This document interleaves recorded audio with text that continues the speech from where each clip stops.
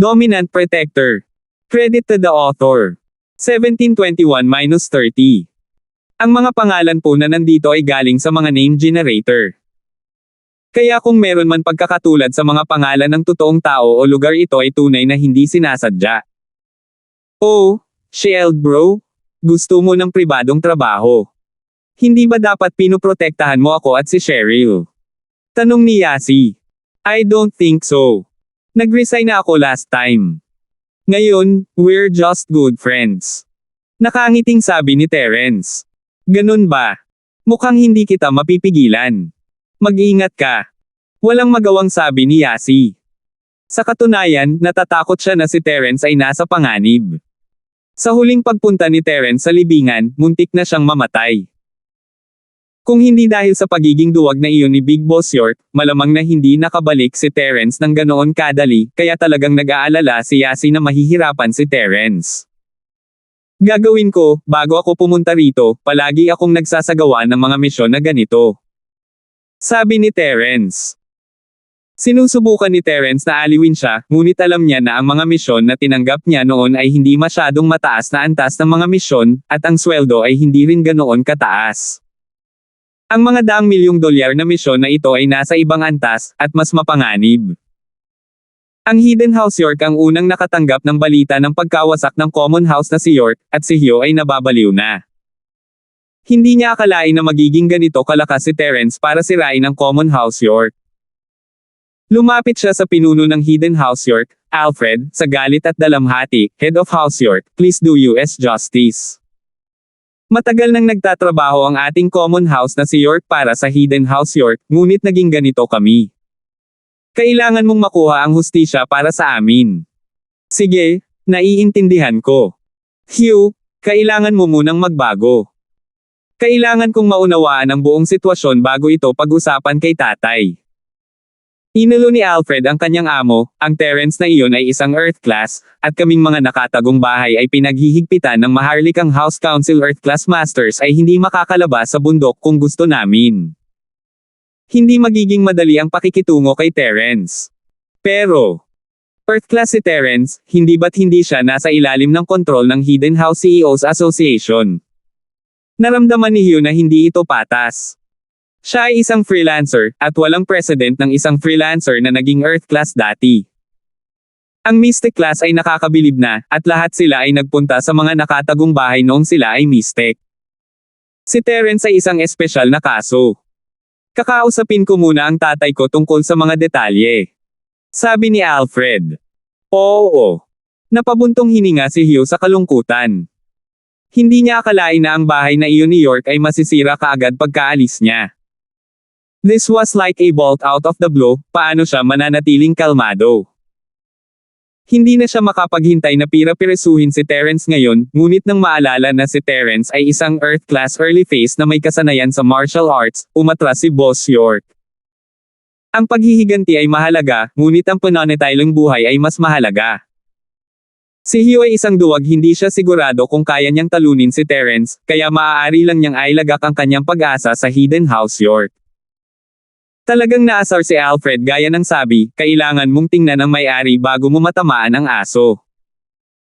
Ang Terence na ito ay paulit-ulit na hinamon ng Hidden House use bottom line una, napilayan at pinatay niya ang isa sa mga miyembro ng Common House na si York, at ngayon ay ipinadala pa niya sa langit ang pinuno ng Common House ang mag-ama ni York. Sobra ito para kay Alfred. Gayunpaman, kahit na siya ay nakahilig sa pagpatay kay Terence, hindi niya ito hinayaang magpakita sa kanyang mukha. Pagkatapos ng lahat, hindi siya madaling gumawa ng mga desisyong tulad nito, kailangan niyang isaalang-alang ang pangkalahatang benepisyo ng Hidden House York. Kung talagang gusto niyang labanan si Terence at ma-impeach ng konseho ng Hidden House, malaking kawalan ito. At kaya, si Alfred ay nagmaneho sa bundok upang hanapin ang kanyang ama, gusto niyang pag-usapan sa kanya kung paano haharapin ito. Bumalik sa bundok, si Trevor pa rin ang nagdala kay Alfred sa lugar ng pagsasanay ng elder ng bahay na si York. Nandito na si Alfred, tumingin ang matandang-matanda kay Alfred at tumango. Pare, si Hugh ay pumunta sa akin ngayon lang. Gusto niya tayong tagong bahay na si York ang tumayo para sa kanya. Sabi ni Alfred. Oo, alam ko ang tungkol dito. Lahat ng ito ay dahil sa Terence na iyon, tumango ang matandang matanda at mahinang sinabi, gayunpaman, dapat mong basahin muna ang liham na ito. Oh! Anong sulat? Tumigil si Alfred, hindi siya nagulat na alam ng kanyang ama ang nangyayari sa labas. Bagamat siya ang may ganap na kontrol sa bahay na si York, ang matandang York ay maraming pinagkakatiwalaang katulong sa bahay. Ang mga taong ito ay mga mata at tenga ni York Terence, at lahat ng impormasyon tungkol sa matandang York ay nagmula sa kanila. Siyempre, kung walang gagawin si Alfred para masira ang bahay ni York, makikinig pa rin sa kanya ang mga taong ito. Sa kabilang banda, hindi na siya gaanong magagamit bilang pinuno ng bahay, at ito ang dahilan kung bakit palagi niyang hinahanap ang matanda sa tuwing may nangyayari. Ngunit bigla siyang sinabihan ng matanda na magbasa ng isang liham, naghinala ito ng kaunti, at kinuha niya ang liham mula sa elder at nagsimulang magbasa. Isang sulat mula kay Brian.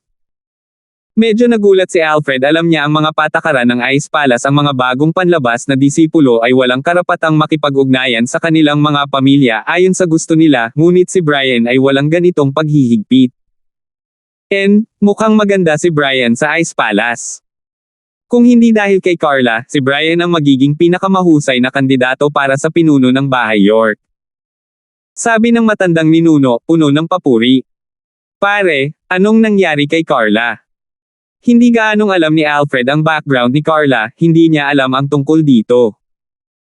Ang matandang elder ng bahay na si York ay hindi kailanman nagdetalye, at ito ang dahilan kung bakit naisip niya na si Brian ang dapat na susunod na pinuno ng bahay. Hindi ko masabi sa iyo ang tungkol dito, ito ay may kaugnayan sa sekreto ng pagbangon ng bahay York. Hindi pa ito ang tamang panahon, hindi ko pa masasabi sa iyo ang lahat ng detalye. Sabi ng matanda.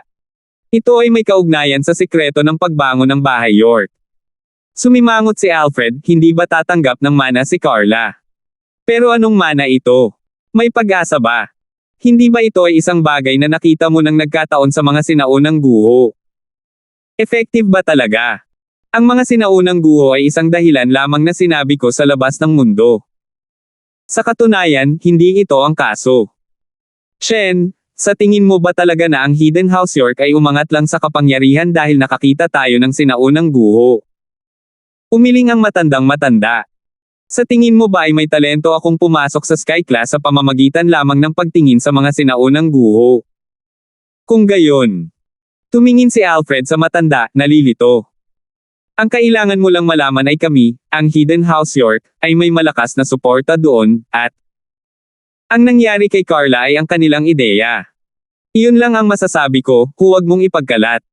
Sabi ng matandang ninuno. Kung gusto mo ang gawaing ito, maaari kang pumunta upang bumoto para sa rekomendasyon at buuan ng mga boto. Ang iyong suporta ay ang aking pinakamalaking pagganyak. 1722. Alam ko ang mga kalamangan at kahinaan. Nagulat si Alfred, ito ang unang pagkakataon na narinig niya na ang bahay ni York ay may umalalay sa kanila. Hindi niya alam ang tungkol dito noong una, ngunit labis na ikinagulat niya ang mga salita ng matanda. Hindi nakakagulat na patuloy na binibigyang diin ng kanyang ama ang kahalagahan ni Carla, at gaano man kagaling si Brian, iba pa rin ang tingin niya kay Carla. Si Carla pala ang napili sa likod ng bahay na si York. Siyempre, hindi ako sigurado kung makakapatuloy si Carla sa bahay ni York at maging pinuno ng bahay, ngunit tiyak na magiging Sky Class Master siya. Kung hindi pwedeng manatili si Carla sa bahay York, hindi pa huli ang lahat para isipin si Brian. Pero ngayon, walang sinabi ang mga tao sa likod namin, kaya uunahin na lang namin si Carla. Sabi ng matandang ninuno. Nakikita ko. Tumango si Alfred at ipinagpatuloy ang pagbabasa ng sulat, ngunit sa kalagitnaan, nagsimula siyang sumimangot. Paano nagkasama sina Brian at Terence? Paanong hindi alam ng batang ito ang kalubhaan nito? Kaya ang Terence Ford na sinasabi ni Spencer ay si Terence. Kumunat ang noo ni Alfred, medyo galit, tinawag pa niyang boss si Terence. What the hell? Is he trying to defy the heavens? Shen, hindi ka pa masyadong mature. Naging mahirap para sa iyo na mapanatili ang isang marangal na imahe sa harap ng iba sa mga nakaraang taon. Ikinaway ng matandang elder ang kanyang kamay, senyales na huminahon si Alfred. Namula ang mukha ni Alfred na ipakita na niya ang kanyang tunay na pagkatao sa harap ng kanyang ama, at wala siyang magawa tungkol dito sa harap ng mga tagalabas. Bilang pinuno ng bahay, medyo nakakahiya kung ipinakita mo ang iyong emosyon sa iyong mukha. Kung wala si Terence, hindi natin alam kung nakabalik pa ba si Brian ng buhay. Hindi ba malinaw na isinaad sa sulat ang buong kwento? Baka sa mukha ng matanda ang pagkasuklam habang nagsasalita, ang batang ito, si Spencer, may talento siya, ngunit hindi niya ginamit sa tamang paraan ang kanyang katalinuhan. Siya lang ang may kasalanan kung bakit siya humantong sa ganito. Ganyan kalakas ang Terence na ito. Tinalo pa niya si Natoy at Neil mula sa sinaunang sekta. Hindi masyadong naniniwala si Alfred, hindi nagsinungaling si Brian sa liham na ito. Si Brian ay anak ni Alfred, ngunit ganoon din ang sinabi ni Spencer, at ganoon din ang sinabi ni Brian. Si Spencer ay isang sinungaling, ngunit para sa kapakanan ng pagiging patas, hindi siya basta-basta makapaniwala sa mga salita ni Brian. Ang sulat na ito ay para kay Carla, bakit magsisinungaling si Brian sa kanya?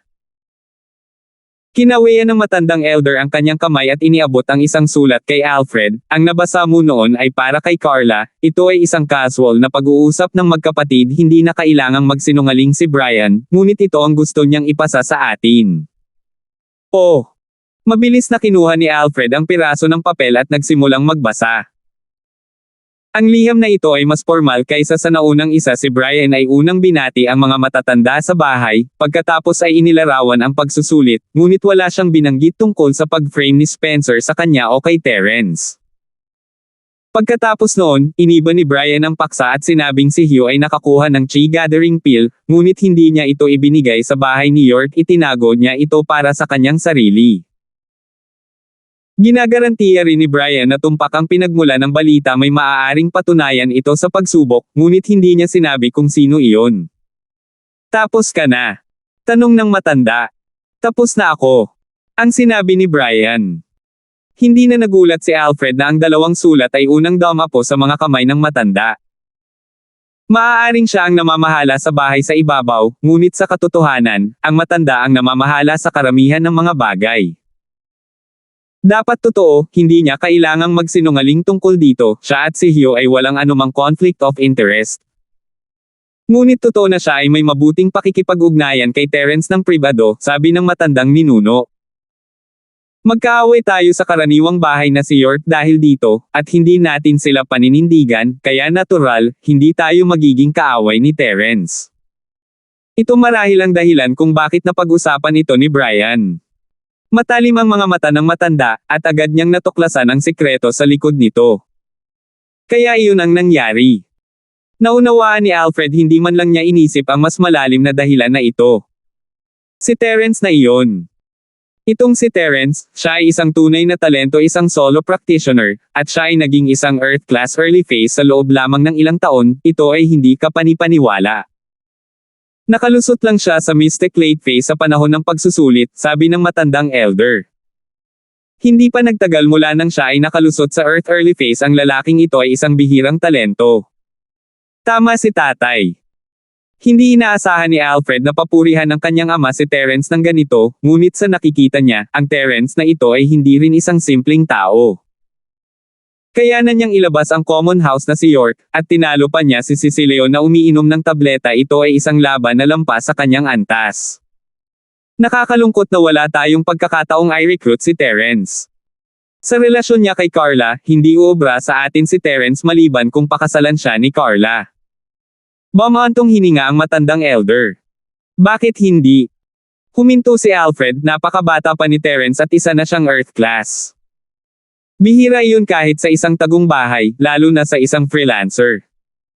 Ang tagapagmana ay dapat isang babae na hindi nawala ng virginity. Kung hindi, hindi niya matatanggap ang mana.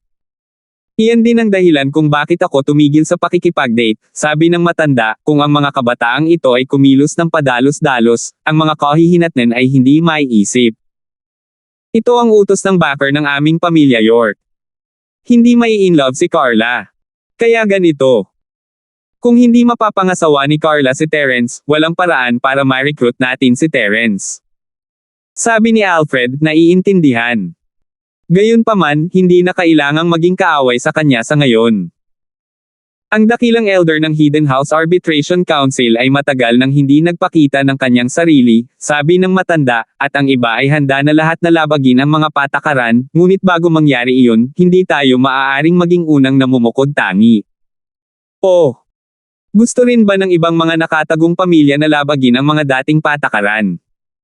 Tanong ni Alfred. Maliban sa lalaking iyon at sa dakilang elder, ang ibang mga elder ay pawang mga matandang Panginoon ng kanilang mga pamilya, at isa ako sa kanila. Ang paglabag sa mga tuntunin ng taong iyon ay kapaki-pakinabang sa ating lahat.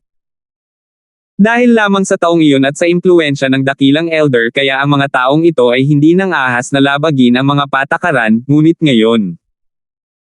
Ang taong iyon ay nawala kasama ang Sky Class Master sa loob ng maraming taon, at ang dakilang elder ay hindi nagpakita ng kanyang sarili sa loob ng maraming taon, kaya patuloy ng matandang elder. Kung gusto mo ang gawaing ito, maaari kang pumunta upang bumoto para sa rekomendasyon at buwan ng mga boto. Ang iyong suporta ay ang aking pinakamalaking pagganyak. 1723. Nakikita ko. Tumango si Alfred, ang liham ni Brian ay nagbibigay sa amin ng perpektong dahilan upang huwag manindigan para sa karaniwang bahay York. Natural.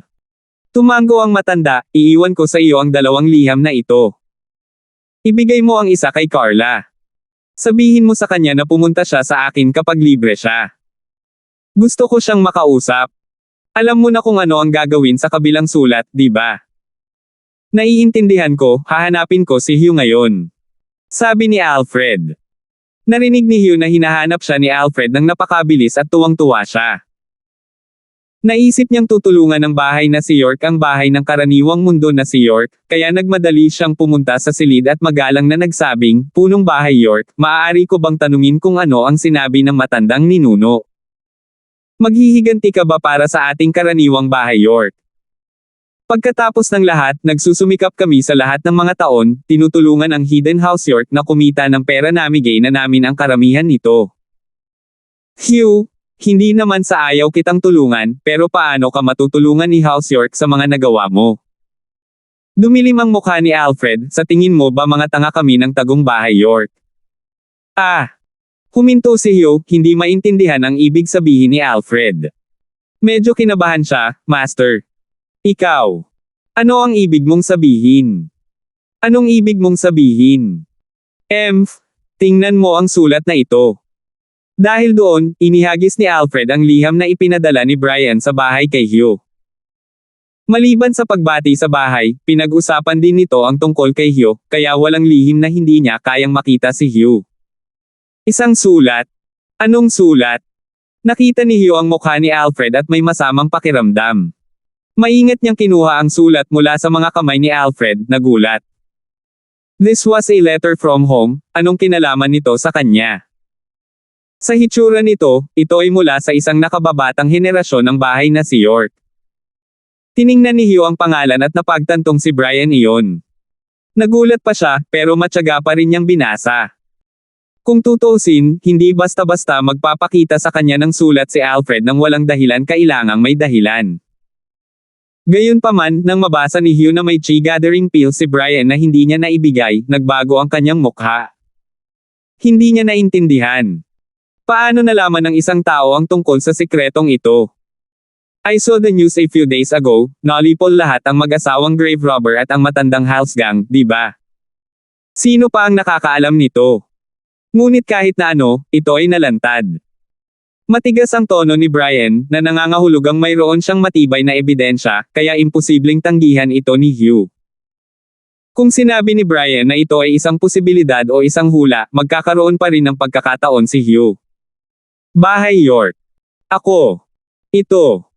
Natakot si Hugh, hindi alam kung ano ang gagawin sa kanya ni Alfred. Sa sobrang takot niya ay nanginginig siya, at wala siyang maisip na magandang dahilan. Hindi kaya ibinigay ang tableta sa Hidden House Hale. Kung sinabi niya ang totoo, hindi lang siya makakapaghiganti para sa common house na si York, baka mapatay pa niya ang sarili ni Alfred. Kaya naman, umikot ang isip ni Hugh habang sinusubukan niyang mag-isip ng makatwirang dahilan para maiwasan ang sisihin ni York. 1724. Kung hindi, saan kukunin ni Brian ang impormasyong ito? Huwag. Napatalon sa gulat si Hugh nang marinig niyang magtatanong si Alfred. Hindi niya namamalayan, ngunit nagsisi siya ng kaunti. Kung pinigilan niya, hindi ba ibig sabihin may kasalanan siya? Huwag. Bakit? Natatakot kang mabunyag ang kasinungalingan mo.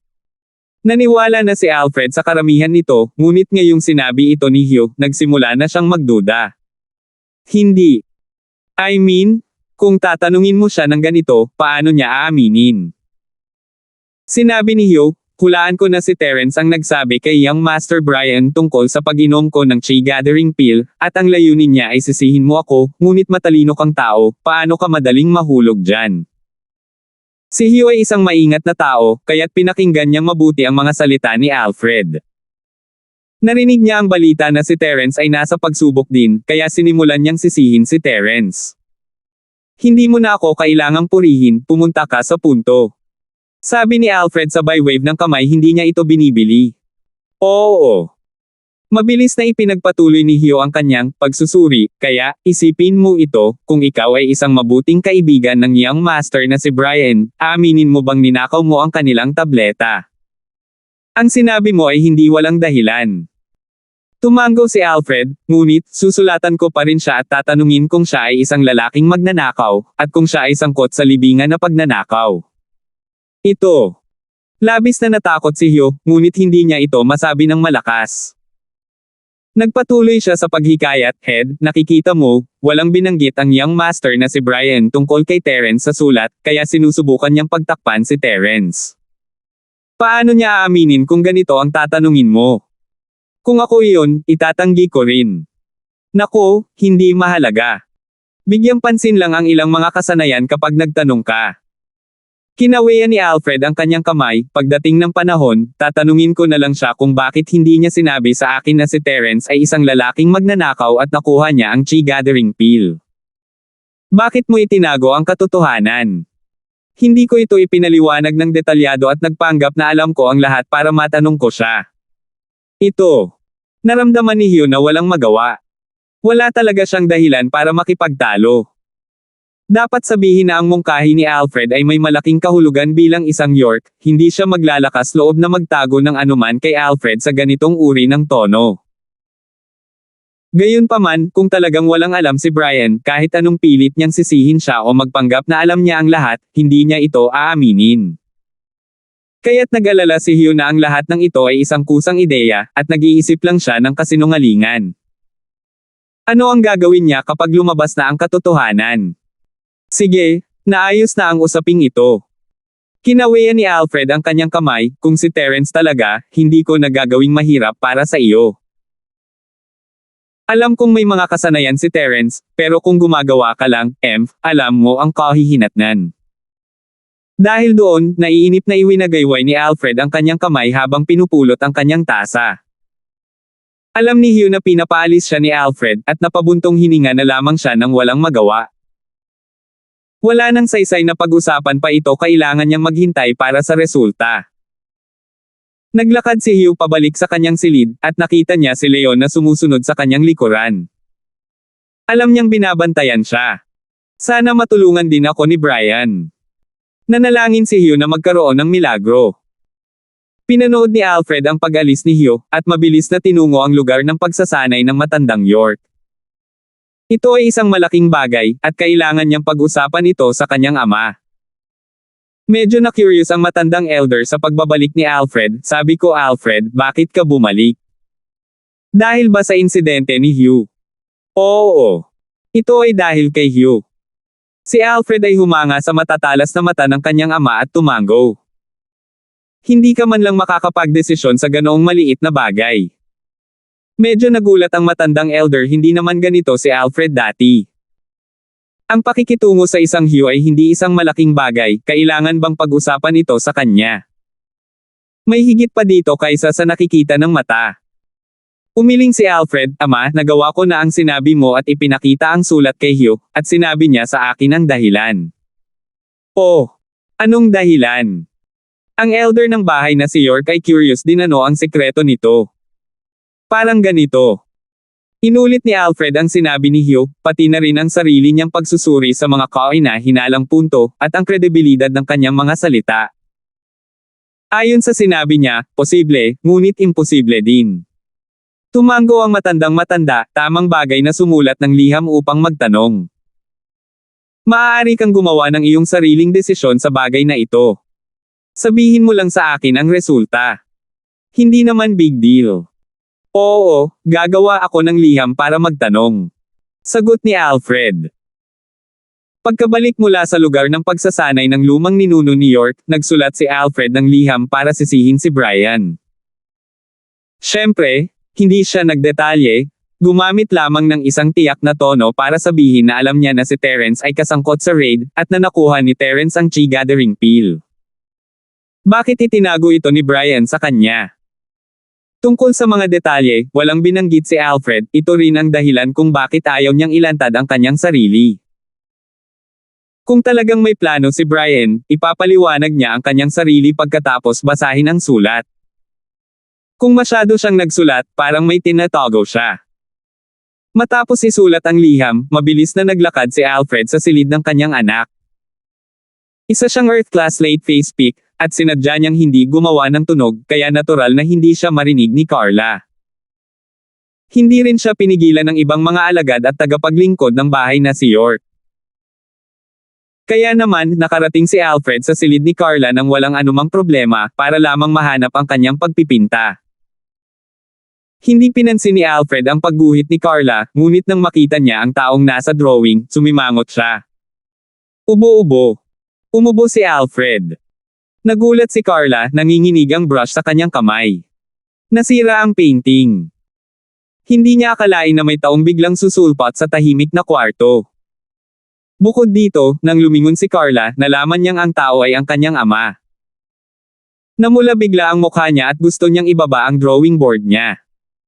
Nakita ko na, hindi na kailangang itago. Nais ni Alfred na makipag-usap sa puso sa kanyang anak, ngunit iginuguhit pa rin niya si Terence. 1725. Sa painting, may isang lalaki at isang babae, magkayakap sa isa't isa sa isang open space, nakatingin sa mga bituin. Ang babaeng lead ay si Carla, na lalong nagpagalit kay Alfred. Kung nakita mo ito, pagkatapos ay ito na. Si Carla ay matigas din ang ulo. Dahil nakita ito ng kanyang ama, hindi na niya kailangan pang itago. Ikaw at si Terence, imposible. Malamig na sabi ni Alfred, nakausap ko ang lolo mo ngayon. Iba ang status mo. Hindi mo na makakasama si Terence sa buhay na ito. Stop fantasizing. Napaawang ang labi ni Carla at hindi nagsalita. Mula sa kanyang ekspresyon, halatang hindi niya pinakinggan ang mga salita ni Alfred. Kung tutuusin, napakaraming beses na niyang narinig ang ganitong uri ng mga salita at manhid siya rito.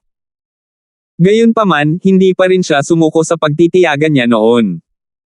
Kapag ipinikit niya ang kanyang mga mata, maaalala ni Carla ang taong iyon, ang gabing iyon, ang araw ng mga puso. Sa harap ng apoy sa kuweba, sabay silang tumingin sa mabituing kalangitan. Iyon ang pinakamasayang gabing naranasan ni Carla, at iyon din ang oras na naisip niya sa kanyang panaginip ng libu-libong beses. Ito ay isang liham mula kay Brian. Nakita ni Alfred na walang sinasabi ang kanyang anak, at walang magawang inilagay ang sulat ni Brian sa mesa ni Carla bago tumalikod para umalis. Tandaan ang sinabi ko, maaaring may kakayahan si Terence, ngunit hindi siya katugma sa iyo. Nakatadhana kang maging isang Sky Class Master sa bahay na si York, at isang Sky Class Late Phase Peak doon. Hinding-hindi ka malalampasan ni Terence sa buhay na ito. Dad, minamaliit mo siya. Matapos marinig ni Carla ang mga salita ng kanyang ama, medyo nalungkot siya. Walang gugustuhing minamaliit ng kanilang mga magulang ang kanilang kalaguyo. Maliit. Umiling si Alfred, Ning, hindi mo pa naiintindihan, pero maiintindihan mo pagdating mo doon. Hindi ako natatakot na sirain ang iyong kumpiyansa, ngunit maliban kung si Terence ay may lakas na manindigan sa lahat ng mga sinaunang sekta balang araw, huwag mo nang isipin iyon. Naniniwala akong magagawa niya ito. Sabi ni Carla. Siya. Kaya mo ba? Hindi mapigilan ni Alfred na matawa sa katigasan ng ulo ng kanyang anak. Hindi niya talaga maisip na ang kanyang anak na babae ay magiging sobrang tapat sa isang bagay na tulad nito, kahit na naniniwala sa isang bagay na tulad nito. Ang aking pang-anim na pandama ay palaging tumpak mula pa noong bata pa ako. Giit ni Carla. Umiling si Alfred at hindi na nagsalita pa. Pakiramdam niya ay nawala na ng malay ang kanyang anak, at wala nang saysay na sabihin pa. Maaari lamang siyang tumalikod at umalis, iniwan ang kanyang anak na babae upang malaman ito sa kanyang sarili.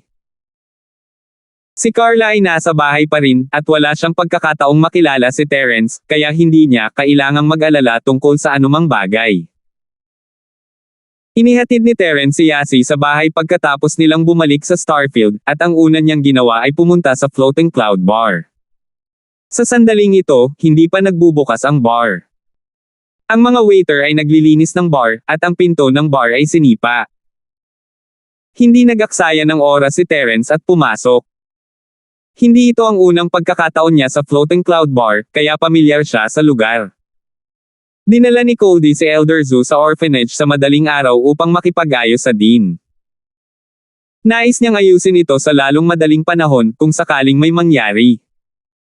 Sinira ng apoy ang kanyang gusali, ngunit hindi rin maliit na krimen ang pagsunog sa isang orphanage. Natakot si Cody na hindi siya pabayaan ng orphanage, at malalagay siya sa matinding problema kung mawawala ang mga bagay-bagay. Si Janong ay nasa kalagitnaan ng pagtatalaga ng mga gawain sa mga waiter nang pumasok si Terence. Napatalon siya sa gulat. Nako, nandito si Terence. Sumigaw si Janong na pinaalalahanan sina Irving, Yawang, at ang iba pa sa silid. Si Irving ay nasa kalagitnaan ng kanyang pagsasanay, at ang sigaw ni Janong ay halos nawalan siya ng kontrol sa kanyang chi. Kahit na hindi siya nawalan ng kontrol sa kanyang chi, walang kabuluhan ang lahat. Ang lahat ng chi na ginugol niya sa buong gabi sa paglilinang ay nawala. Terence! Anong ginagawa mo dito? Medyo na-trauma si Irving. Nagsimulang sumakit ang kanyang mga binti nang makita niya si Terence, at hindi man lang siya makatayo ng tuwid. Hindi mo ba alam kung para saan ako nandito? Tumingin si Terence kay Irving na may kalahating ngiti. Ako? Paano ko malalaman? Naalala ni Irving na siya na ngayon ang direktang disipulo ni Elderby, at pinatigas niya ang sarili. Bakit siya matatakot kay Terence? Isa siya sa mga kandidato para sa pinuno ng Bahay Hale, hindi ang lumang Irving. Oh, nandito talaga ako para baliin ang mga paa mo. Sabi ni Terence habang naglalakad patungo kay Irving. Huwag. Huwag kang gagawa ng anumang katangahan. Tumalon si Irving. Gusto niyang humingi ng tulong ngunit naalala na dinala siya ni Cody sa bahay ampunan upang takutin ang Dean. Maliban kay Yawang na hindi magaling sa pakikipaglaban, isa na lang Mystic Class Master ang natitira sa bar Uncle Zoo. Ayos lang kung wala kang gagawing kalokohan. Sinunog mo ang orphanage, di ba? Tanong ni Terence. Ako. How was that possible? Nasunog ang building ko, paano ako ang sumunog? Hinahanap ko rin ang arsonist. Agad namang tanggi ni Irving. Dumating talaga si Terence para sa orphanage, bakit napakaingay niya? Hindi sila kumikita ng malaki sa mga slum, at ang kompensasyon na ibinigay nila sa mga residente ay pinakamataas. Gusto nilang kumita ng pera mula sa orphanage, ngunit narito si Terence upang makialam sa kanilang negosyo. Nako, hindi mo na kailangang hanapin. I found it for you. Ikaw pala. Sabi ni Terence. Ako. Terence, huwag kang magsalita ng walang kaparerekan. Alam ni Irving na hindi na siya katulad ng dati, ngunit nakaramdam pa rin siya ng likas na takot kay Terence. Kung sasabihin ko, ito ay. Gusto mo bang mabali ang iyong mga binti bago mo ito aminin? Tanong ni Terence. Ako. Hindi nakaimik si Irving. Pag hindi ko aamin, babaliin mo pa ako at pipilitin mo akong umamin. Mayroon bang sino mang gagawa nito?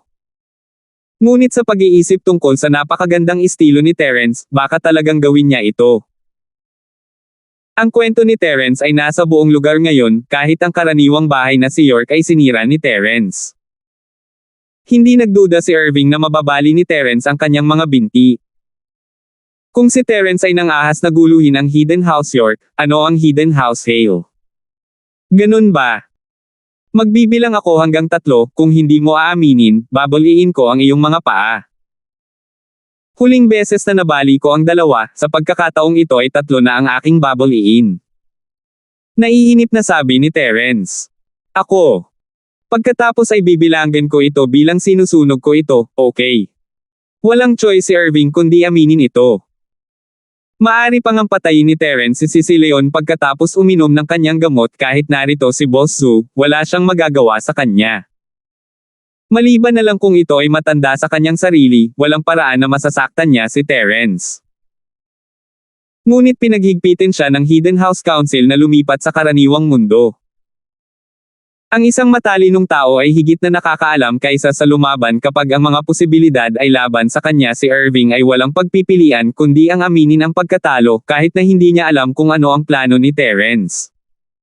Dahil inamin mo na, madali lang. Bayaran mo ako. Sinunog mo ang isang ampunan, hindi ba dapat magbayad ka man lang ng 30 hanggang 50 milyon? Sabi ni Terence. At ang perang inutang mo sa akin noong nakaraan, bigyan mo ako ng 200 milyon ng sabay-sabay. 1726. Sa wakas ay naunawaan ni Irving kung bakit narito si Terence. Narito siya para sa pera. Ngunit, saan magkakaroon ng pera si Irving? May utang pa rin siyang 300 milyon na dilaw na sekta ng tagsibol na nakasuot ng dugo, at humihingi si Terence ng 200 milyon. Hindi ito kakayanin ni Irving kahit na ibenta niya ang lahat ng mayroon siya. Ibigay mo o hindi, sabihin mo lang. Sumimangot si Terence, naiinip. Ako.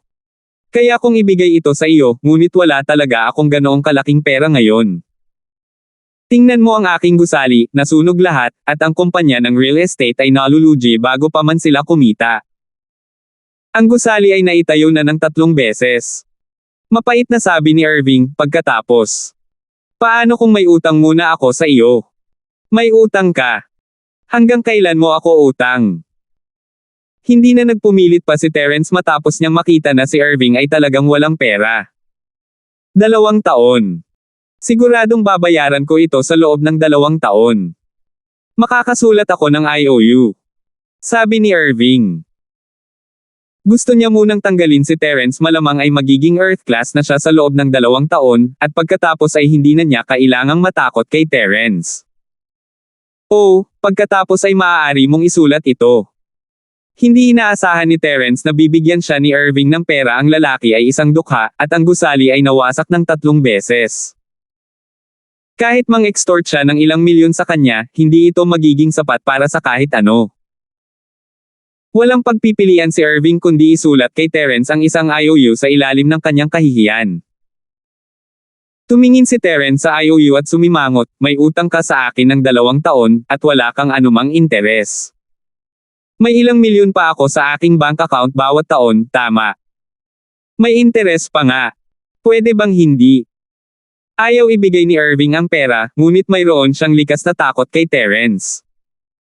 Natatakot siya na kailangan pa niyang bayaran siya kapag lumakas si Terence. Ayos lang kung ayaw mo. Inilagay ni Terence ang resibo sa kanyang bulsa. Kung gayon ay mangolekta ako ng interes ngayon. Ngayon. Narinig ni Irving ang unang kalahati ng pangungusap ni Terence at lubos siyang natuwa, ngunit ang ikalawang kalahati ay halos bumagsak sa kanya sa lupa. Gayunpaman, bago pa man makaupo si Irving sa lupa, nakarinig siya ng 2 malulutong na tunog at bumagsak sa lupa. Nabalian na naman ni Terence ang kanyang binti. Hindi mo tinupad ang iyong salita. Di ba sabi mo hindi tayo lalaban kung binayaran mo ako? Hindi ba't iniwan kita ng isang paa? Baka gusto mo ring mabali ang iyong ikatlong binti. Sabi ni Terence habang itinataas ang kanyang paa, handang tumapak sa lupa. Nagulat si Irving at umiling, hindi. Ayoko. Inamin niya na hindi siya pinalad na nakilala si Terence, at wala siyang magagawa. Ngunit nanumpa siya sa kanyang sarili na pahihirapan niya si Terence hanggang mamatay balang araw. Gusto niyang baliin ang bawat buto sa katawan ni Terence at hayaan siyang matikman ang sakit. Susunugin ko ang bar na ito para sa iyo. Kung maglakas loob kang patayin ang apoy, pupunta ako at susunugin ito sa hating gabi. Sa oras na iyon, hindi ka mauubos. Huwag mong sisihin sa hindi kita babala. Kasabay nito, lumitaw ang isang fire element refinement fire sa kamay ni Terence. Inihagis niya ito sa kahoy na dekorasyon ng bar, at nagsimula itong magsunog. Si Terence naman ay tumalikod at lumabas ng bar. Pagkaalis ni Terence, si Janong, na nagtatago sa gilid, ay tumakbo. Master Irving, anong gagawin natin ngayon? Tawagan ba natin ang bumbero para apulahin ang apoy? Patayin mo ang aking puwet, hayaan mo itong masunog. Hindi mo ba narinig ang sinabi ni Terence? Kung patayin ko ito, paano kung bumalik siya sa kalagitnaan ng gabi upang sunugin ito? Nagalit si Irving, bilasan mo at paalisan mo ako rito. Sabihin mo sa lahat ng nasa bar na umalis na. Sinusubukan mo ba akong sunugin hanggang mamatay? Oo. Oo. Pinunasan ni Janong ang malamig na pawis sa kanyang noo at nagmamadaling sumagot. Sa Charlton Villa, ipinapaliwanag ni Yasi kina Cheryl at Josephine ang nangyari sa Noble House meeting. Ang matandang bastard na si Shuishing na iyon, sa tingin niya ay makakapagsimula siya ng killing spree dahil lang siya ay Earth Class early phase pagkatapos uminom ng pill. Sa oras na ito, talagang tensyonado ang kapaligiran. Lahat ng pamilya na malapit sa Shield Bro ay nasa panganib, at ang aking lolo, Lolo Wu, at lolo ay nag-aalala lahat. Malinaw na inilarawan ni Yasi ang eksena at natakot sina Cheryl at Josephine. Lumabas si Shield Bro sa sandaling ito, at ang kanyang lakas sa Earth Class ay biglang nahayag. Ang matandang bastard na si Shuishing ay tumalon. Kaya ang Shield Bro ay isang Earth Class din. Detalyadong paliwanag ni Yasi, na nagparamdam kina Josephine at Cheryl na para bang nangyayari ito sa harap ng kanilang mga mata. Humigop siya ng tubig na yelo at nagpatuloy, ano ba ang init sa iyo? Nakabukas na. Mapait na sabi ni Cheryl, nagigigil kami ni Josephine, at naiinitin ka pa rin. Kung hindi ka gagawa ng napakaraming exaggerated movements at hand gestures kapag nagkukwento ka, hindi ka na mag-iinit. Ganun ba? Nilabas ni Yasi ang kanyang dila at ngumiti, hindi iyon kawili-wili. Ituloy natin. Ang pinag-uusapan natin ay ang Shield Bro, at ang matandang B***starred na si Shuishing na iyon ay hindi nang ahas na labanan siya ng direkta, kaya hinanap niya ang aking kapatid. Akmang sasampalin niya ang kapatid ko, at hindi siya napigilan ng Shield Bro sa oras, kaya sumigaw si Shield Bro sa isang gulat na gulat, ang matandang apoy na iyon. Magnanakaw, tumalon at umiwas.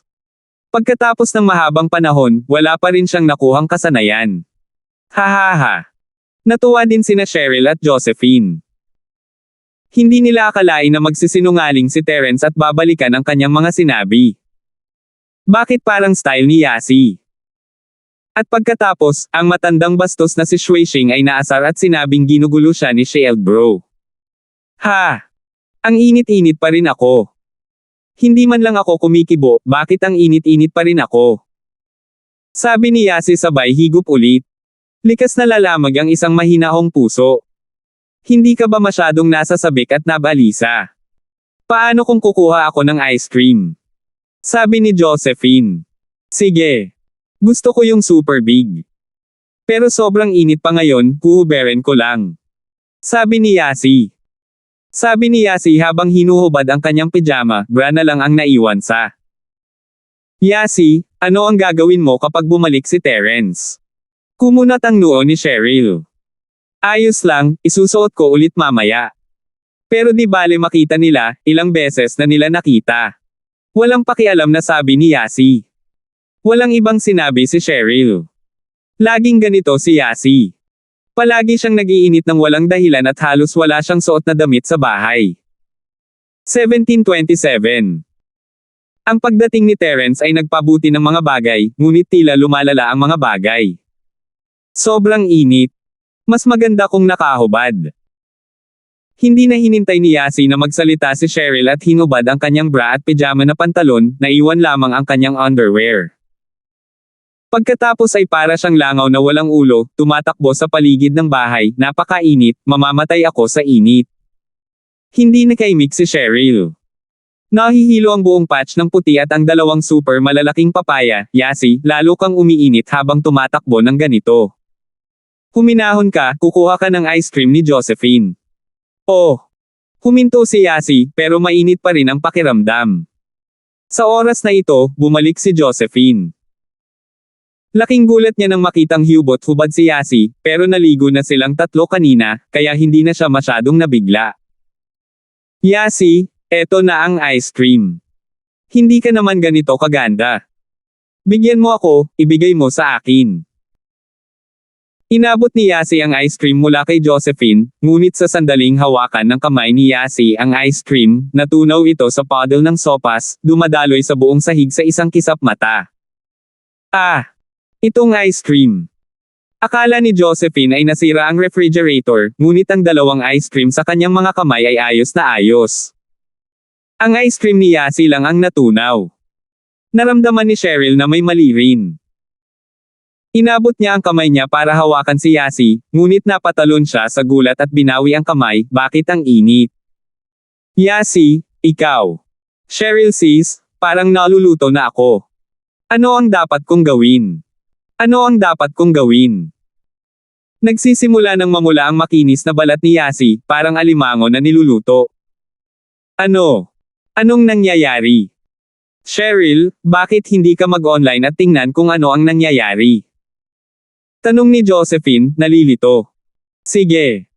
Mabilis na tumango si Cheryl at kinuha ang tablet sa tabi niya para tingnan ang mga sintomas ni Yasi. Ayaw niyang abalahin si Terence nang hinanap niya si Irving. Nahanap mo na ba? Tanong ni Josephine. Ginawa ko. Ngunit, sinabi ng internet na nadroga si Yasi. Tumingin si Cheryl sa screen ng computer na may kakaibang ekspresyon, nandito na. Pagkatapos madroga ang isang babae, mag-iinit ang buong katawan niya at maghuhubad ng damit. Ah! Tiningnan ni Josephine ang paliwanag sa computer at pagkatapos ay tumingin kay Yasi. Parang hindi naman. Kaya naman, namula siya sa kahihiyan at sinabing, hindi tama iyon.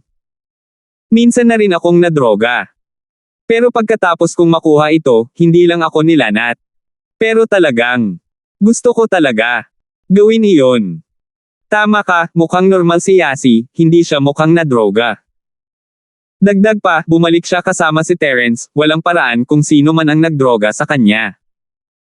Kaya hindi pwede si Terence. Tumango si Cheryl at tinapon ang laptop sa tabi, kalimutan mo na, hindi na ako mag-iimbestiga. Yeah, Shield bro doesn't even need the drug Yasi he wants her. It's so hot. I'm just feeling hot, nothing else. Yasi nodded. Bakit hindi mo subukang maligo ng malamig? Mungkahi ni Josephine habang pinagpapawisan siya matapos marinig ang sinabi ni Yasi. Okay, okay. Cheryl sis, Josephine sis, please help me fill the tub. Parang nasusunog ako, sobrang hindi komportable. Napaungol si Yasi sa sakit. Mabilis na tumakbo sina Cheryl at Josephine sa banyo para magbuhos ng malamig na tubig sa batya para kay Yasi. Medyo nagulat si Josephine, ano ang problema ni Yasi? Ganito ba siya dati? Hindi ko alam. Ang sabi niya noon ay mainit at taglamig. Naghubad pa siya ng kanyang damit sa bilya.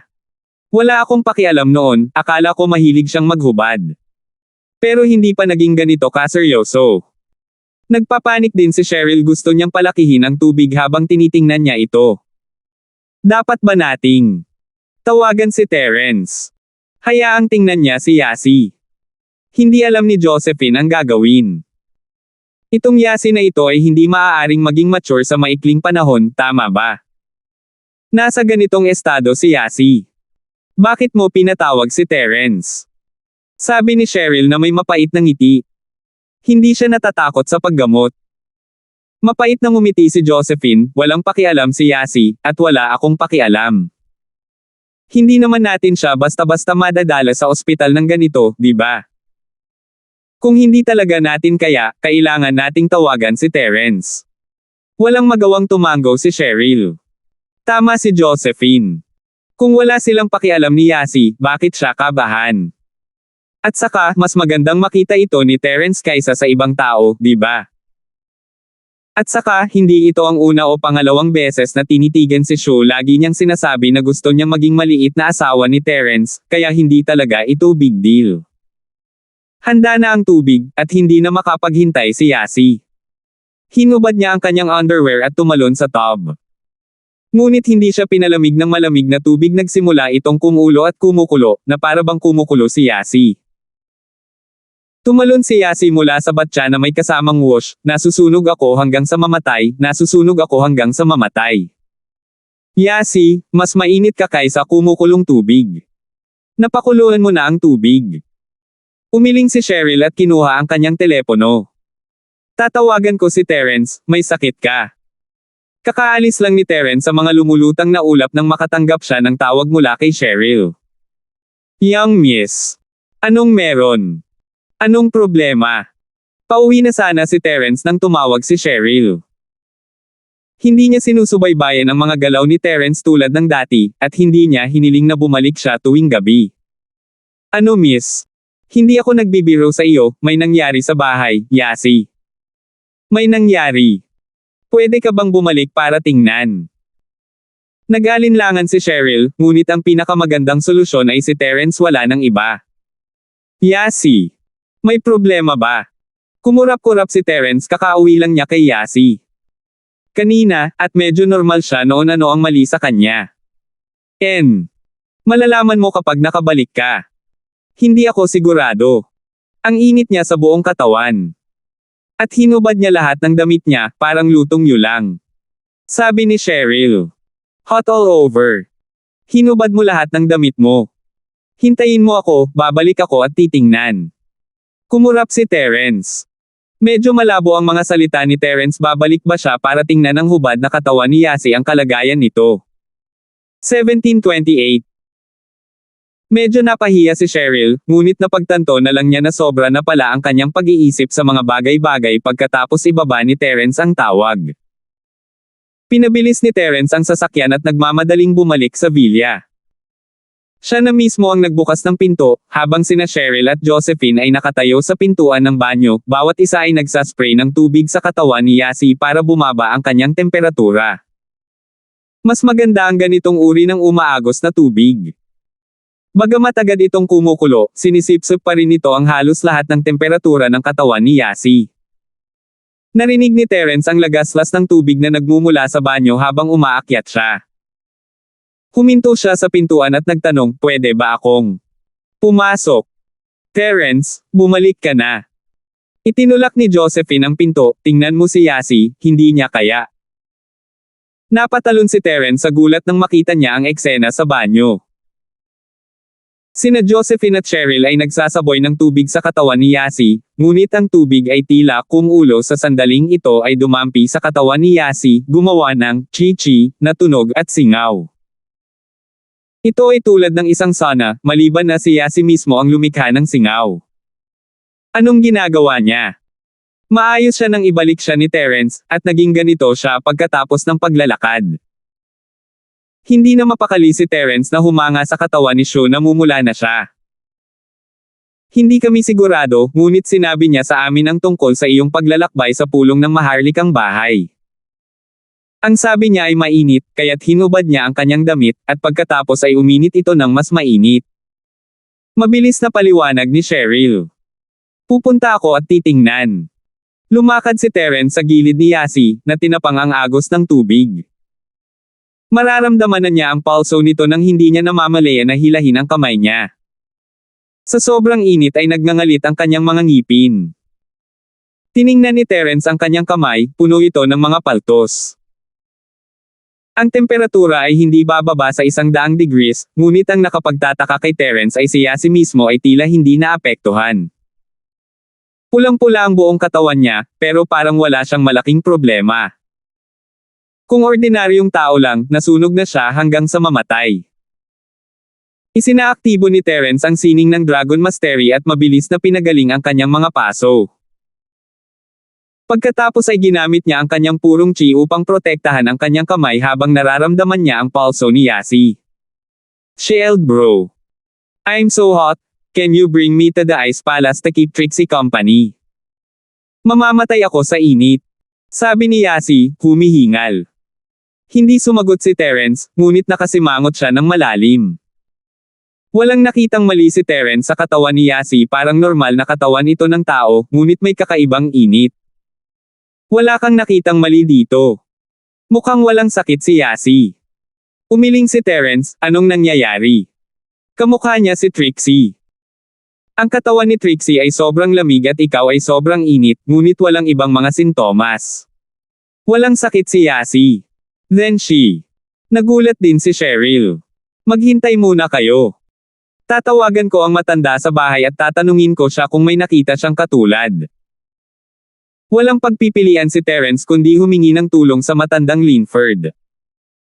Nagmamadaling lumabas ng banyo si Terence, at sapat na ang init para manatili siya sa banyo.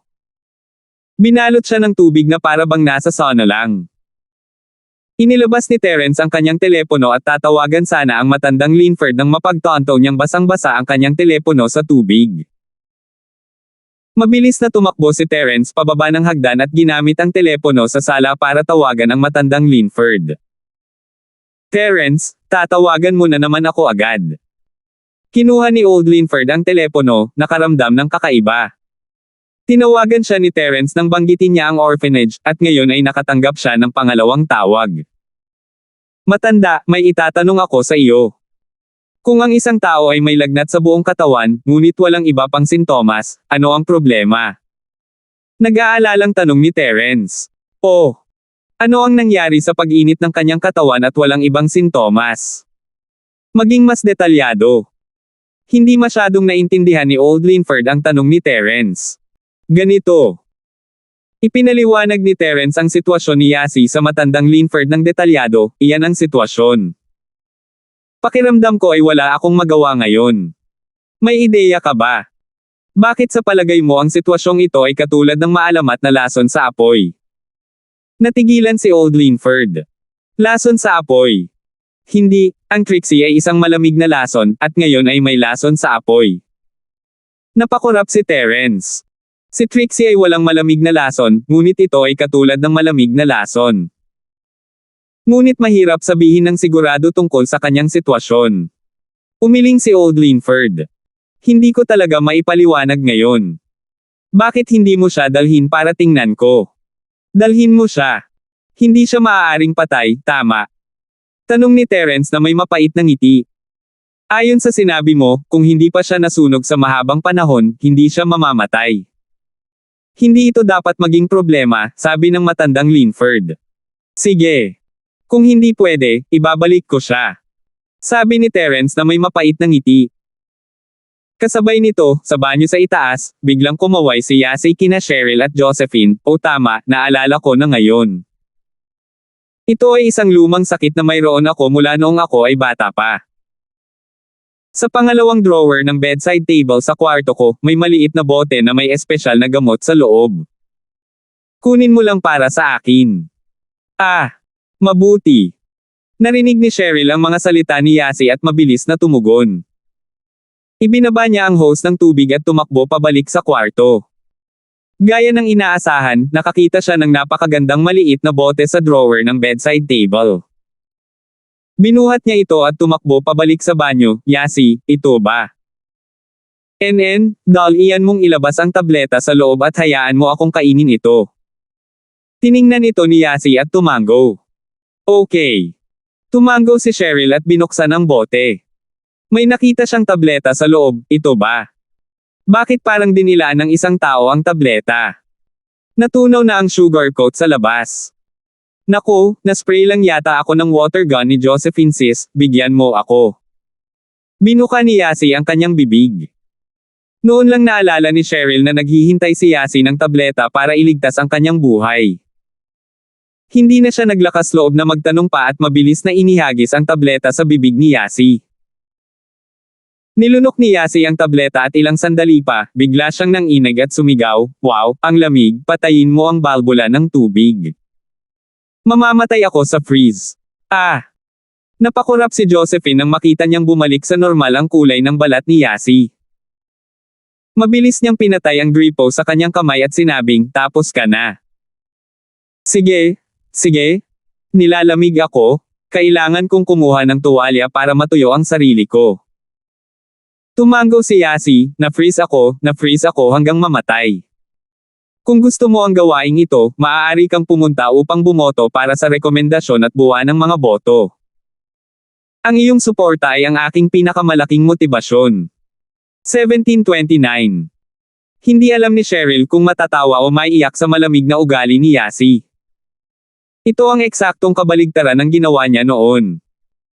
Lumapit si Terence sa oras na ito, at nang tumakbo siya sa banyo para tingnan si Yasi, nakita niya ang isang puting katawan na lumalabas. Bilang isang Earth Class early phase, aksidenteng nabangga siya ni Terence. Sobrang komportable. Iyon ang unang naisip ni Terence. Ang pangalawang pakiramdam niya ay malamig na pakiramdam na parang may sumulyap sa kanya. Lumingon si Terence at nakita si Josephine na may ngiti sa kanyang mukha. Kumurap-kurap si Terence at binitawan si Yasi, Yasi, paano ka gumaling? Miracle Dr. Linford, ang galing mo, hindi mo ba nakikita na bumalik na sa normal ang kulay ng balat ni Yasi? Kung kahit isang Earth Class ay hindi makaiwas, ano ang gagawin mo kung kaaway iyon? Medyo nagseselo si Josephine, hindi niya malalaman ang tungkol dito sa anumang iba pang mga pangyayari, ngunit sinasamantala ni Terence si Yasi sa kanyang harapan, at iyon ay ikinagalit niya. Og! Hindi inakala ni Terence na ang kanyang hindi malay na aksyon ay makikita ni Josephine. Sa totoo lang, hindi gaanong inisip ito ni Terence. Hindi niya napigilan ang tukso at nakagawa ng maliit na pagkakamali, nahuli lamang siya ni Josephine. Nakakahiya, masyado akong nabalisa at hindi ako pinansin. Natural na naiintindihan din ito ni Cheryl. Tinakpan niya ang bibig niya at tumawa ng palihim. Lumalabas na si Josephine ay may kaunting init ng ulo. Naging mahirap sa kanya sa lahat ng oras na ito, tinitiis niya siya at si Yasi sa lahat ng oras na ito, ngunit sa wakas ay sumabog siya pagkatapos ng masasamang aksyon ni Terence. Sige, ayos na ngayon.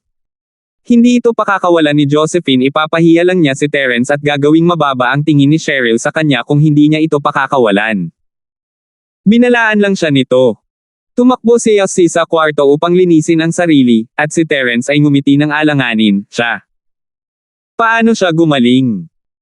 Hindi ako sigurado, ngunit sinabi ni Yasi na ito ay isang lumang problema. Bigla niyang naalala na may isang espesyal na gamot, kaya't pinakuha niya ito para sa kanya.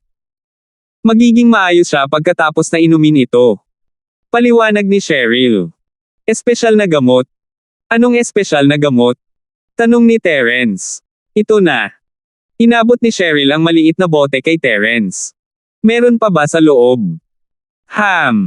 Wala na. Tiningnan ni Terence ang bote sa kanyang kamay. Ang pagkakigawa ay katangi-tangi, ngunit ito ay walang laman. Walang mga table tas sa loob. Hindi, may isang tableta lang. Sabi ni Cheryl. Ganun ba? Inilagay ni Terence ang bote sa ilalim ng kanyang ilong at sumangot. Walang kakaiba, tanging ang amoy ng sugar coating. Tila ang tableta ay nakabalot sa asukal, at walang kakaiba sa bote. Oo, tanungin natin si Yasi mamaya, puno din tayo ng mga tanong, sabi ni Cheryl, na ikinakaway ang kanyang mga kamay. Paglabas ni Yasi sa kwarto, nakapijama na siya, at bumalik sa normal ang mukha niya. Yasi, okay ka lang? Gulat pa ring tanong ni Cheryl. Sige, wala nang iba. Hehe, sorry for making you guys worry. Yasi shook her head and smiled. Yasi, anong nangyari? Nabalitaan ko mula kay Cheryl na ito ay isang lumang problema. Tiningnan ni Terence ang kalagayan ni Yasi. Bumalik na nga siya sa normal, parang ibang tao sa dati. Oo, ito ay isang lumang sakit. Ito ay kumilos noong ako ay bata pa, ngunit ito ay hindi na muling kumilos kapag ako ay lumaki. Halos nakalimutan ko, may isang espesyal na tableta na dinala ko mula sa bahay. Hindi ko akalain na gagamitin ko lamang ito pagkatapos ng maraming taon.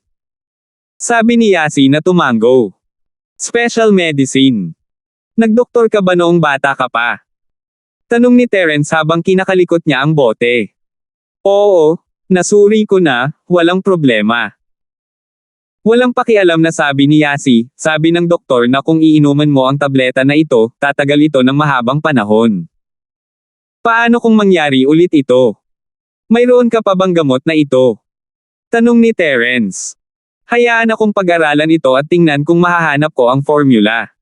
Oh, nasa bahay ako. Kukunin ko sa susunod na pagbalik ko. Sabi ni Yasi.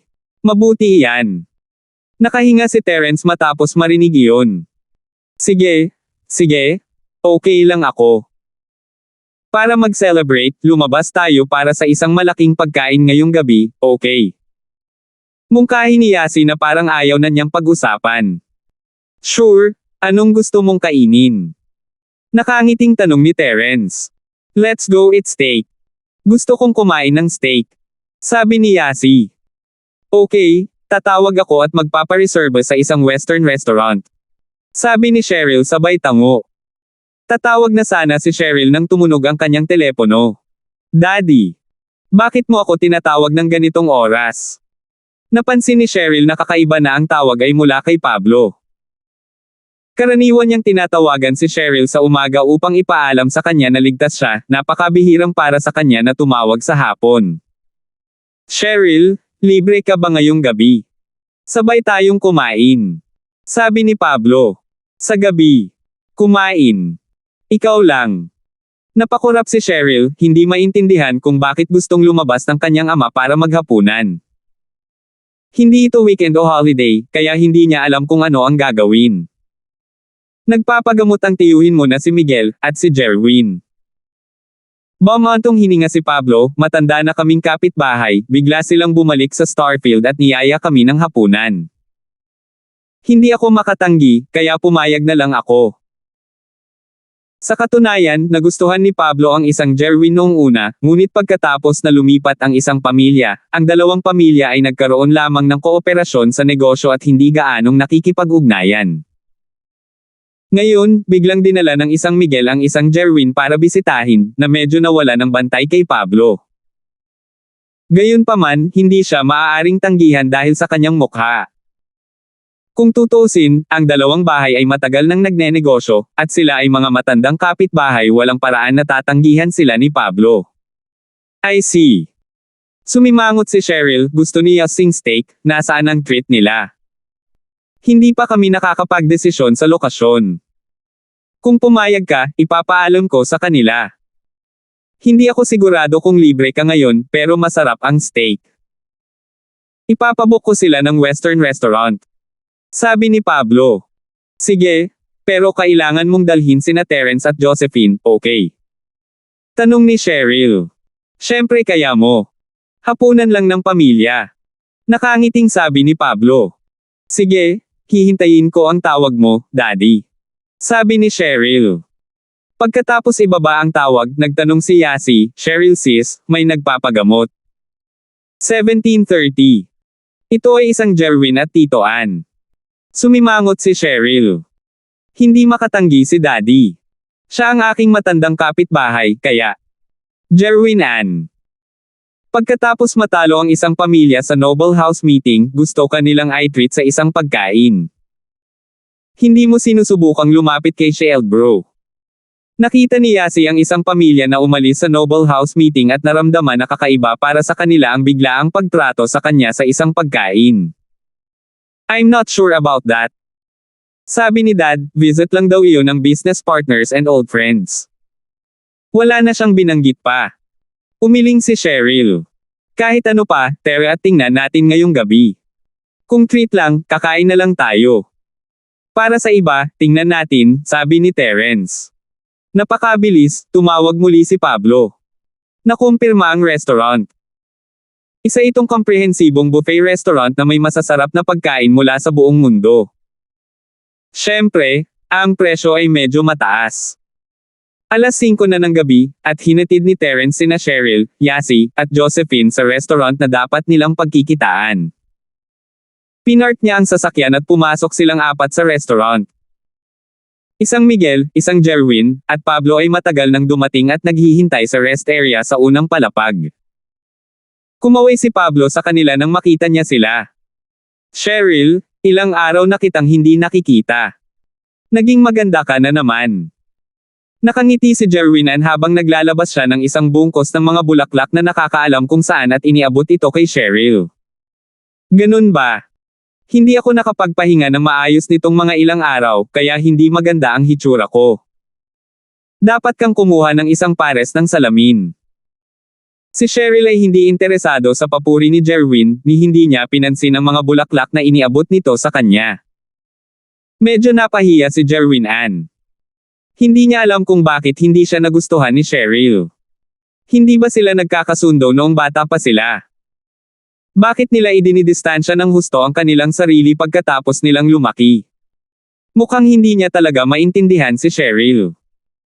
Sa katunayan, kung titingnan niya ito mula sa ibang pananaw, hindi niya kilala si Cheryl, ngunit kilala rin siya ni Cheryl. Paano malalaman ni Cheryl ang kanyang ginagawa sa dilim? Ha, Cheryl? Ang galing mo talagang magbiro. Pero kahit hindi maganda ang hitsura mo, maganda ka pa rin. Nakangiti si Jerwin habang tinataas ang mga bulaklak sa kanyang kamay. Mga bulaklak na may kagandahan, ito ay para sa iyo. Ibigay mo kay Terence, ayaw kunin ni Cheryl ang mga bulaklak. Ah! Napakurap si Jerwin. Hindi siya bakla, kaya bakit niya ibibigay ang mga bulaklak kay Terence? Gayunpaman, bago pa siya makapag-react, ang mga bulaklak ay nasa kamay na ni Terence. Hinati ni Terence ang mga bulaklak sa 3 bahagi, na nagbibigay ng tig-isa kina Josephine, Cheryl, at Yasi. Ibibigay ko sa iyo. Salamat. Masayang tinanggap ni Cheryl ang mga bulaklak, at gayon din sina Josephine at Yasi. Walang magawa si Jerwin, Terena, nabalitaan kung gustong kumain ng steak si Yasi, kaya nagpa-reserve ako sa buffet restaurant na ito. Napaka-authentic ng steak dito, at maraming merienda mula sa buong mundo. Si Jerwin ay nag-swipe ng kanyang card nang makapasok siya sa restaurant. Nagkakahalaga ito ng mahigit 20,000 yuan para sa 7 tao. Ito ay medyo mahal, kapantay ng mga high-end na hotel na iyon. Hindi man lang sila naniningil para sa mga inumin, at kung gusto nila ng red wine, kailangan nilang bayaran ito. Napakalaki ng loob ng restaurant, at walang masyadong bisita. Napaka-elegante ng kapaligiran, na may hiwalay na maliliit na upuan, pribadong silid, at bar na mapagpipilian ng mga bisita. Matandang kaibigan, bagamat palagi tayong may mga negosyo, matagal na tayong hindi nakaupo at nag-iinuman. Magbahagi tayo ng mesa, nakangiting sabi ng isang Miguel, at hayaan ang mga bata na magbahagi ng mesa. Hindi tayo makakaapekto sa isa't isa. Ang pag-uugali ng isang pamilya sa pagkakataong ito ay talagang ikinagulat ni Terence. Ang dalawa ay tila walang anumang awkwardness tulad ng ginawa nila sa Noble House meeting, na para bang ang pangalan ng Noble House ay talagang walang kahulugan sa isang pamilya, at ang treat na ito ay tila naaalala nila ang mga lumang araw kasama si Pablo. Ang mag-ama ay walang intensyon na pasayahin si Terence. Nakahinga ng maluwag si Terence, ngunit sa parehong oras, nalilito siya. Natakot si Terence na gamitin ng isang Miguel si Pablo para makiusap na sumali ang kanilang pamilya sa Practitioners Association. Kung hiningi talaga ito ni Pablo, hindi ito matatanggihan ni Terence. Pero ngayon, nawala na ang pag-aalalang iyon, pero kakaiba ang kilos ng dalawa. Hindi kaya talagang walang pakialam ang isang Miguel at isang Jerwin sa reputasyon ng Noble House. O may iba pa silang maaasahan? Habang nag-iisip sila, nakangiting lumingon si Jerwin sa grupo. Maupo tayo rito at huwag magpaapekto sa mga matatanda, pag-uusap. With that, itinuro ni Jerwin ang isang medyo malaking open deck seat sa hindi kalayuan. 6 na upuan iyon, ibig sabihin, 3 tao lang ang kasya sa isang hilera. Ang ibig sabihin ng arrangement ni Jerwin ay gusto niyang makatabi si Cheryl. Pagkatapos ng lahat, sina Terence at Josephine ay mag-asawa, at hindi sila makakaupo ng magkahiwalay. Si Cheryl at Yasi, sa kabilang banda, ay dapat maupo sa tabi niya. Ngunit sa ganang kanya, uupo siya sa tabi ni Terence o Cheryl. Hindi siya kailanman uupo mag-isa kasama niya. Natural na naiintindihan ni Cheryl ang iniisip ni Jerwin, ngunit ang restaurant na ito ay mayroon lamang mga mesa para sa 4 o 6. Kung marami pang tao, kailangan nilang pumili ng pribadong silid.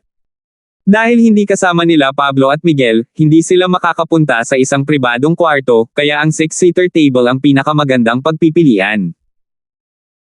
Pero nung malapit na sila sa deck, sabi ni Cheryl, "We girls can sit on one side, you guys can sit on the other side, right?" Walang pakialam si Terence, ngunit galit na galit si Jerwin. Hindi naging madali para sa kanya ang makaisip ng magandang ideya, pero nasira lang ng ganoon. Pero hindi siya makatutol ngayon. Ipapamuka sa kanya nito na may masamang balak siya. Ayos lang yan. Hindi mahalaga kung saan tayo uupo. Ang mahalaga ay kumain. Hindi naman masama ang pagkain dito.